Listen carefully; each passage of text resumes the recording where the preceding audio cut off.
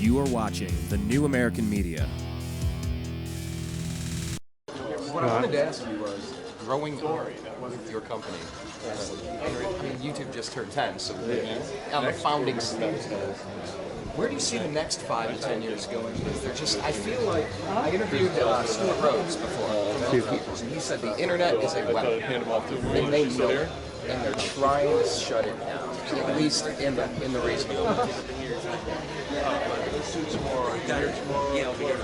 I'll be here just for you, to be honest. Destroy Ant Culture tomorrow. Yeah, it's gonna be awesome. The question would be, do you see the internet under attack, and what's that going to do to the bottom line for independent journalists? Oh yeah, like Drudge even warned, yeah. Oh yeah, Drudge did a couple days ago. Yeah. So the Supreme Court justice. Money in politics is by far the biggest issue because it affects everything else. The second biggest issue is net neutrality and the attack against the internet, because they can't control it. They can't control the internet, so it freaks them out. Just like you own MSNBC? Right, and so the establishment, the powerful, the moneyed interests always want to be able to control everything. It's across every country. In the right wing, in the old school, they would, whether it's Turkey, it's Russia, it's whatever it is, they go after the media first, right? Pravda rules, opinions don't. And it's easy to get the radio stations and the TV stations because they need FCC. huge infrastructure, right? Oh, yeah. And it costs a lot of money, and then they say, okay, I'm going to threaten your billion-dollar business, and then they can't help but follow along, right? So the internet, it doesn't take $1 billion. So it's harder. It takes a webcam and some dedication. Right. So it's harder to control people on the internet. That's why they hate it. That's why they try to attack it at its root.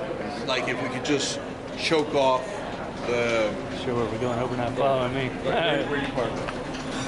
In the apartment. Okay. So if we could choke off, this is going to be an awesome video. I love it. Right. Okay, if we can choke, they think if we can choke off the pipeline, right, and hence the whole net neutrality fight, etc., well, then we don't have to go fight them one at a time and try to shut down that website or that web show. Shut down all.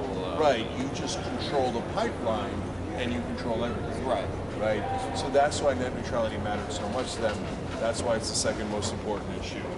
If you get money out of politics. Well, I mean, so is Wolfpack getting money out of politics essentially an extension of trying to protect the internet? Or is it a separate... No, it's Wolfpack is a fight for democracy. And so, but if you get money out of politics, you are far more likely to win on all those issues, including net neutrality. Now, we were lucky we won on net neutrality because there was a ton of moneyed interest that poured investment money into the internet. And so they didn't want that money threatened. Or active hypeness of TPP. Right. You know. That's why we won on that stuff. This time. This time.